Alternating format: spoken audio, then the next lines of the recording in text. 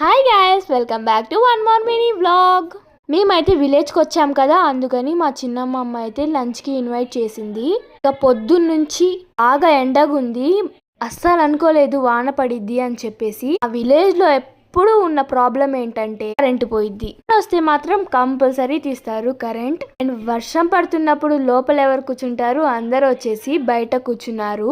Bore కొడుతుందని games ఆడుకుంటా మాట్లాడుకుంటా అయితే మేము అండ్ మా అక్క అయితే మిక్చర్ ప్రిపేర్ చేసేసింది.